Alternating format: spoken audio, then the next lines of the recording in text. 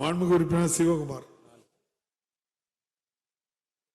மாண்புமிகு பேரவைத் தலைவர் வணக்கம். ஒரு வாரமா கை தூக்கி இன்னைக்கு வாய்ப்பு கொடுத்த பேரவைத் தலைவருக்கு நன்றி தெரிவித்து, மயிலம் சட்டமன்ற தொகுதியில் வீடு ஒரு அணையில் கேள்வி தந்தா நன்றி எல்லாம் ஒன்னும் சொல்லணும். கேள்விக்கு வாங்க முதல்ல.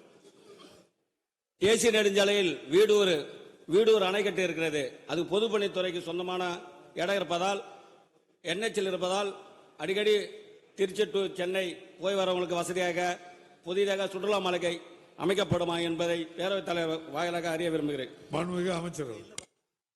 மாண்புமிகு பேரவைத் தலைவர், நம்முடைய சட்டமன்ற உறுப்பினர் சிவகுமார் குறிப்பிடுவது, அது ஒரு காலத்தில் பொதுப்பணி நீர்வளத்துறை ஒன்றாக இருக்கிற பொழுது, இப்பொழுது எங்களுடைய மூத்த அமைச்சர் அருமையண்ணன் துரைமுருகன் அவருடைய கட்டுப்பாட்டில் இருக்கிற நீர் மேலாண்மை துறை சார்ந்தது அந்த அணை.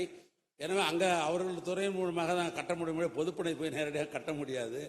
அதனால நீங்க அவர்கிட்ட கேளுங்க, கட்டாயம் செய்வார். மாண்புமிகு உறுப்பினர் என் அசோக்குமார். மாண்புமிகு பேரவைத் தலைவர் அவர்களே, பேராவூரணி பேரூராட்சி என்னுடைய விருந்தினர் மாளிகையில் தந்தை பெரியார், பேரறிஞர் டாக்டர் கலைஞர் அவர்கள் எல்லாம்